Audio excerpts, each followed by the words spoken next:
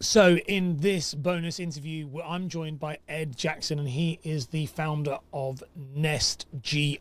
So, that is Nest GI. He is helping mortgage brokers by outsourcing their general insurance, so building and contents insurance, and he helps them place those with the right people and with the right policies. And in this interview, what we're going to talk about is what is general insurance, what is buildings and contents, how does it work, how do you sell it yourself, should you refer it. He talks about the pros and cons to referring out to someone like him, and also how you can do it yourself if you want to do it yourself. And it's definitely one you don't want to miss. Now, if you want to learn more about Ed, you can check out the links in the description here about potentially using the service if it's something you want to do. It's all down there, but let's dive into the video. So Ed, the first question I've got here for you is, for a brand new mortgage broker, how do you explain what buildings and contents insurance actually is, and why does it matter so much when you as a mortgage advisor and either recommending it or or referring it out? Okay, so really simply, buildings insurance protects the structure of the property, all of the fixtures and fittings, kitchen units, bathroom units, anything that's permanent essentially. And the contents element of the policy is everything else inside the property. So furniture, personal possessions, televisions, home computers. Um, for me, the key point that anyone new to the industry needs to understand is that buildings insurance is a condition of the mortgage. So it's not a nice to have. It is a condition of anyone who's got a mortgage. They have to have adequate buildings cover in place. So there's a massive opportunity for brokers to have that conversation with their clients. It's fundamental as part of the house process purchase, as part of the remortgage, and as I say, anything that involves mortgage or property finance.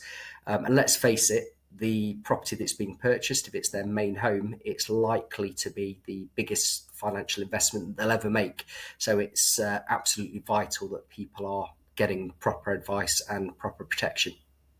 And so you're saying that the buildings insurance is obviously a legal requirement, but the contents isn't. But just so I can kind of unpack this, because I remember this myself, contents covers pretty much everything inside, doesn't it? As in, like, I remember someone talking to me, I mean, I know this myself, but I remember someone saying this to me, that people often misunderstand what contents really means. They think possessions, but what they actually mean is it's everything from the light switches to the, is that correct?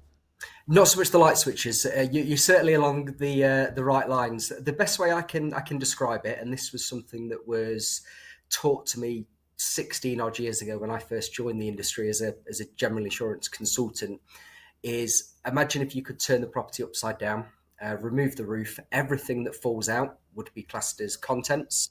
So as I mentioned, it's furniture, clothing, all your electrical items. Everything that remains is typically classed as buildings. So the light switches, your fixed units, kitchen units, bathroom units, toilets, sinks typically form part of the building. But yeah, absolutely, buildings insurance is an absolute minimum. You will not be able to complete on the mortgage until you've provided evidence that you've got adequate insurance in place, because that essentially protects the mortgage lender's investment. Content is optional. As a broker, it's something we recommend to every single client. It's a really minimal cost, especially if it's being added as a combined buildings and contents policy.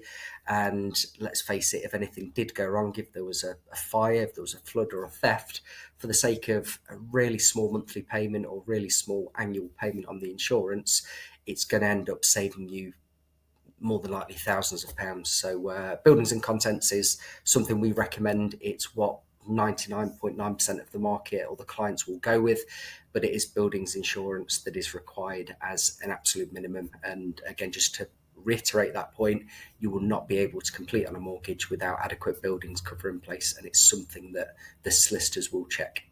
And so at what point in the mortgage journey then would you say, if there's a broker, they're working in this space, and I know you've worked, me and you were speaking about this off air, you've worked in a company that had like 50 mortgage advisors, you understand the broker journey very, very well. At what point should this be introduced to the client? The GI, buildings and contents, general insurance specifically. At what point should it be introduced to the client, do you think? As soon as possible. We recommend that mortgage brokers, as part of their initial appointment with the client, it's something that they explain as part of the process. Make it really explicitly clear early doors that they are going to need buildings insurance at the point of exchange of contracts. So from the first appointment, follow-up appointments, having it doesn't have to be a hard sell, just a brief conversation to remind them, look, as part of the journey, at this stage, I will be speaking to you about home insurance, or I'll be recommending you to someone who can help. But get it in as early as possible, sort of set the scene, make sure the client is aware that GI is an extension of your mortgage services. In regards to actually putting cover in place, it's more often than not going to be needed from the exchange of contracts when the client legally becomes responsible for the property. And the other bit of advice that I would give to a lot of brokers, and this is something that certainly brokers that we take on board, brokers that we deal with, where they miss a trick, is not advertising that they do home or property insurance. So if you have your own website, if you're doing social media posts, make sure that it's included as part of the services that you offer. Because if you don't advertise that it's something that you offer, you're going to miss out on passive referrals or passive income from home insurance as well. Yeah, it is an interesting one. As you said, it definitely gets pushed to the side. It's very much a I always thought the mortgage package, which is three parts of a mortgage package. There's the monthly mortgage payment, your buildings and contents, and your personal protection. And I think there are three equally important parts. And it's funny how, even on my own process, we say that at the beginning, but then we quite quickly throw the other one to boost an assumptive close. It's like, well, you're going to have that, but actually, there's a good way. It's making me think about how I would position this differently, because I do think it's not just it's not just a throwaway thing. It's just as important as every other part of the process. That's it, and see it as an opportunity to add value to the service, to the client journey. It's such a natural part of the journey that it doesn't involve any hard selling or anything like that, because it is something that the client has to have. And also there's the opportunity to ring fence the protection advice that you give, because unfortunately the way that the market's gone, if people are going online sourcing quotes themselves, number one, they're probably not going to get the right protection, and unfortunately it's only at the point of claim they're going to find out they haven't got the right protection. But also they're going to be advertised life insurance, other protection products that maybe aren't fit for purpose, but they're advertised as being much cheaper for whatever reason. So there's also an opportunity to ring fence the great work that's been done on the other areas of the business. That's actually a very good point. Is, like you said, you don't realise that once you start pulling that thread, it all starts to unravel. I remember working with a company when I was an advisor, and they even covered, they themselves didn't do it. They worked with a third party that did it, similar to someone like yourself, and they would that third party would do all GI, like everything. So like car insurances, pet insurance, they did everything. They had it. Some of it was automated, some of it, and the idea was that if your client comes to you with any insurance need, we will be able to deal with that, and you can refer them on to us, or they go through your branded portal. It was like a white label portal, but it was, Yeah, and it was like pet insurance for a guinea pig, like it was crazy level. And I yeah, remember thinking at the time, I was very young at the time, it'd be early 20s. I remember thinking, this is crazy. But at the same time, also thinking, actually, it's very smart, because all it takes is, they said it's that thread to pull of like, oh, you insure the guinea pig. And then it's like, have you got home insurance? Have you thought about life insurance? Have you thought about critical? And the next thing you know, the whole thing is falling apart because the guinea pig had a cold. well, and look, I don't confess to be an expert when it comes to mortgages, but I certainly know the sort of the dangers of trying to source something myself and not understanding the rates, the fees, the criteria, and everything else. And it's exactly the same when it comes to GI. And there'll be people who will be listening to this who will be well aware that if you do go to a comparison site and you're arranging your car, your home insurance, and it's something that I've been asked for, they will sometimes ask you to complete fields that will say, when is your remortgage due, or when is your life insurance up, or have you considered renewing your life insurance recently? So these companies are very, very good at generating more opportunities for each of the products that they do. And again, unfortunately, it does involve mortgages, life cover, where people aren't getting advice, but it's easy for them to click through and potentially get those products. So I think something that a lot of brokers do miss a trick on is actually ring fencing the business and making sure that client is getting advice, and that they're looked after by you for the entirety. So what, then your take, it'd be interesting to hear your take, because you, as somebody who is an expert in this, who deals with referrals from brokers, my next question for you is, should brokers actually sell buildings and contents insurance themselves, or should they refer it out? And what, in your take, having worked in both environments, now being an expert referrer, but also then before being in an environment where you were in a company where you were the main person for that, what are the pros and cons of each? What's your kind of very much informed take on this question? Yeah, some may choose to sell it themselves, but what I would say is they need to be prepared to spend the time, understand the detail, and also be prepared to deal with clients at any stage if they need support, because they could be calling to make a claim, to make a change. So calls can come out of the blue during that 12-month period of insurance. Now, you're right, I am biased because of the work that I do. It's okay to be biased. The part of the industry that I work in. But nowadays, I genuinely think that it's a massive ask for brokers to stay up to speed with their CPD on general insurance, on top of all the other CPD and the competency that they need to have with mortgages and all the other insurances that they do. So I think it's... whilst it can be more rewarding, you can certainly earn more money doing it yourself. I would say if you've got the time and you're willing to commit to becoming competent and keeping up to date with regulatory changes, product changes, the difference in benefits of GI, and when I say GI, we mean home insurance products, then absolutely there is a great opportunity to do it yourself. I'm clearly passionate about the benefits of referring to experts like ourselves. And when dealing with a specialist, your clients are going to get tailored advice. They're not going to have the extra admin or the time constraints that come as part of offering general insurance, and any income that's going to be made, whilst it's potentially going to be smaller than doing it yourself, because of the lack of admin, because of the lack of time constraints and not actually being involved in the advice process. All of that income effectively is going straight to your bottom line, because there is no extra resource, there's no additional staff charges, or anything like that. So the reality is general insurance, like most of the financial market, is becoming more complex. We're finding that you mentioned sort of before this question about the sort of I describe it as the one-stop shop. So you'd have brokers years ago that would do absolutely everything, but what we're finding nowadays in the wider advice market is that lots of brokers are choosing to have specialisms, whether it's specialist finance, specialist investments, just focusing on protection only or mortgage only. So I think there's a real advantage in letting somebody handle the general insurance for you, because as with the rest of the market, it has become a specialism and things are constantly evolving. So as part of what we do, we provide full advice. We review all of our clients' policies annually, and we have a really transparent and really generous commission terms that we pay back to our mortgage introducers. And so my just making this very contextually relevant for the people within the playbook is, and they'd be interested to hear your take, but for myself, many of the people who are listening to this, you guys watching this right now, you're going to be right at the beginning of your journey. Most of you, it's this first kind of year of really is who this content is for. My advice to them is, and to you watching this, is you are learning criteria on lenders. You're going to be learning criteria on networks. You're going to be learning criteria, like everything. There's so many moving parts. The learning curve is like a hockey stick when it comes to getting into the industry as a mortgage advisor.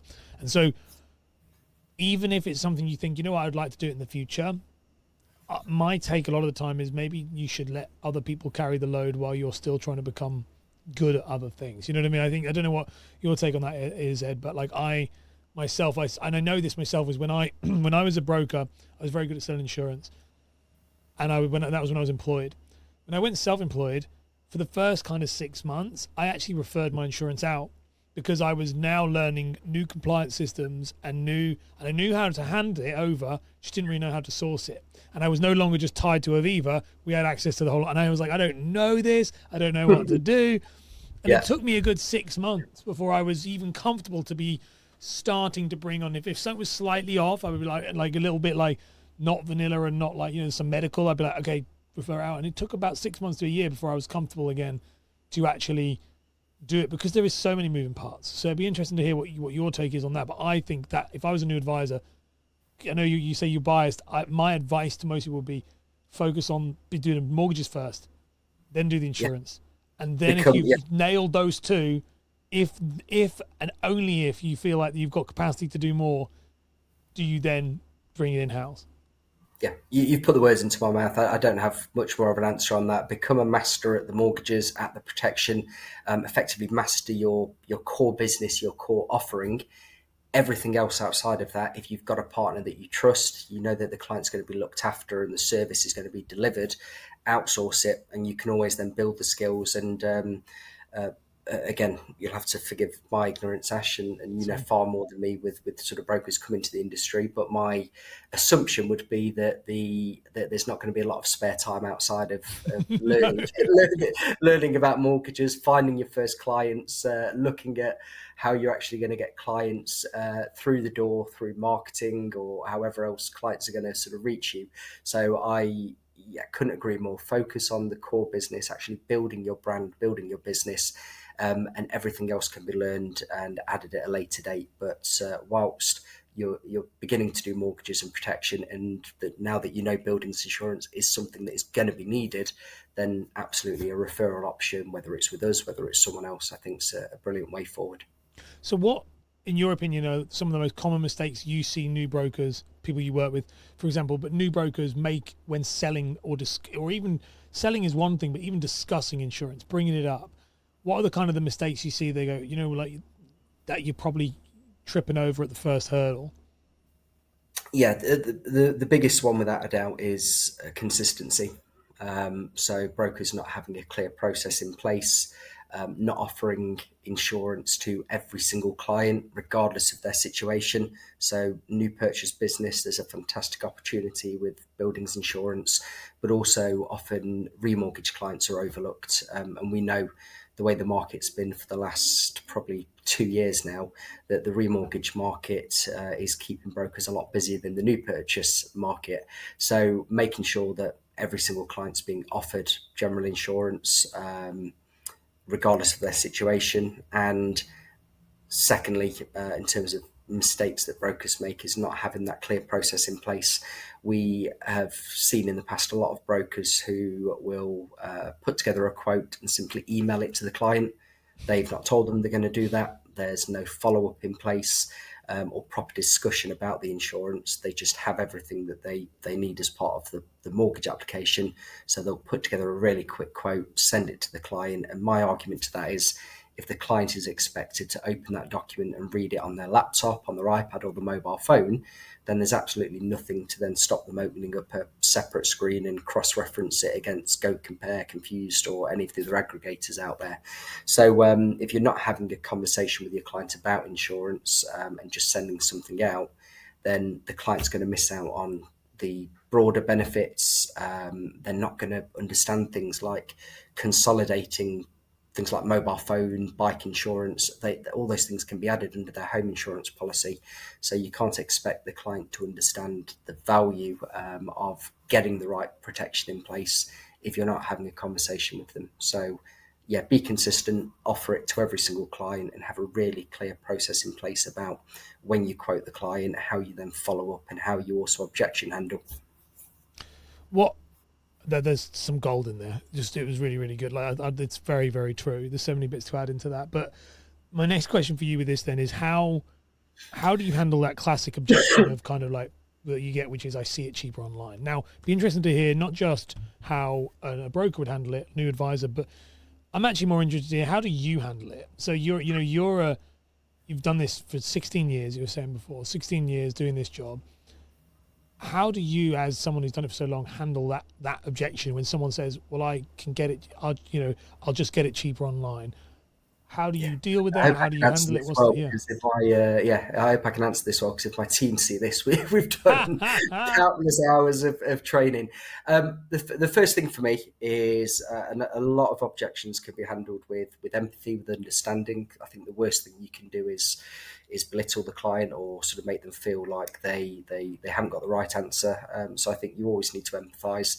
I think there has to be an acknowledgement that it's a very competitive marketplace and there more than likely is going to be cheaper options that are out there. However, cheaper doesn't always mean better. What I mean by that is, as you can imagine, as part of our role and our advisor's role, we are regularly seeing objections around price, especially nowadays where people do have less money in their pockets and people are looking to save money where possible. So for us, it's about getting the client to understand the value of the policy rather than the cost. So what are they getting for their money? Like with most things in life, what we tend to find is when we do get a price objection, and it's because somebody has found something online. Once we have done a comparison and we've looked at both options like for like, the premium gap is usually much smaller than first thought. One of the big issues with the online systems is, first of all, of course, the client isn't receiving advice from an expert. And like in any walk of life, we go to certain people who are experts in their field if we need help with something. So by speaking to a broker, you are getting expert advice. They are responsible for the advice that they give the client, which means that also should there be any mistakes, human error, non-disclosure, there's added security for the client who's taking the policy out. The online systems aren't very clear at explaining exclusions or some hidden things like additional excesses, which again, unfortunately, will only become apparent once the client goes to make a claim. That's the real danger. And the final thing I'd add to that is that the biggest reason for claims being declined is something called non-disclosure. And that just sort of backs up my point that people are expected to go online to answer a series of questions or complete a form and be asked a lot of questions that they're not fully aware of or don't understand, but then to tick a box to say that everything that they've given is true and accurate at point of claim. Of course, if any of those things haven't been answered correctly or there's been a misunderstanding, the responsibility is then on the client. So in answer to the question, I think, yes, acknowledge that there may be something cheaper out there. Have a look into the policy in greater detail. You will more often than not find that there is certain gaps in cover that the client won't be aware of, and you can help advise them to what those differences are.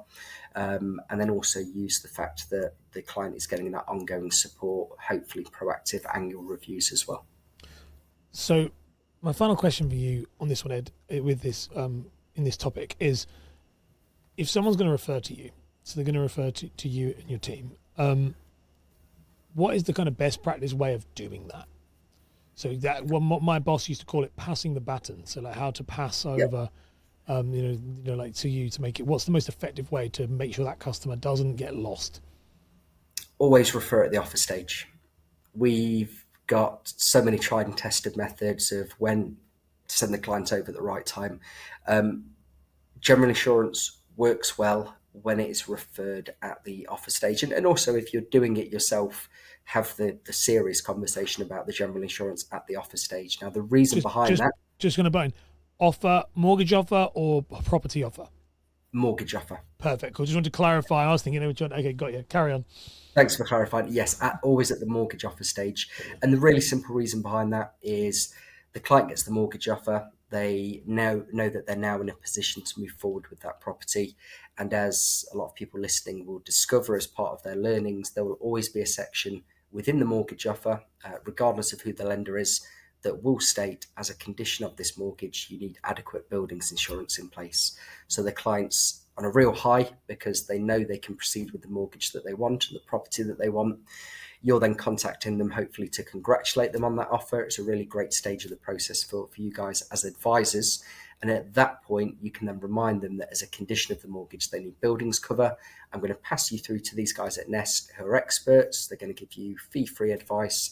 And then you arrange a time for them to call. And then depending on the partner that you're working with, if it's with us, you agree a contact time and send a referral over, or if you're doing it yourself, you jump straight into completing a short fact find and an application. But yeah, in answer to your question, Ash, always at the mortgage offer stage. If you're looking to refer, we've that's tried and tested for years and years and years, and it certainly served as well. I love that. I think that's a great. I've never heard anyone do it at that point, so that's a really really good point. Normally we would do it at offer, as in the offer of the house. mortgage application. And so that's what I've always been taught. But I really like was all of the kind of behavioral kind of triggers there are going off in my head, going, yep, I can see exactly why that would be the better place to be. So I might have to overhaul where I add it on mine now. I think that's such a good take. Anything else you'd add, Ed? Anything you want to add to the conversation before we wrap this one up? No, I think that's everything. Thank you, Ash. Good. Well, if you want to learn more about Ed, there's links in the description down below. And mate, thank you so much for coming on. Fantastic. Thank you so much. Cheers, Ash.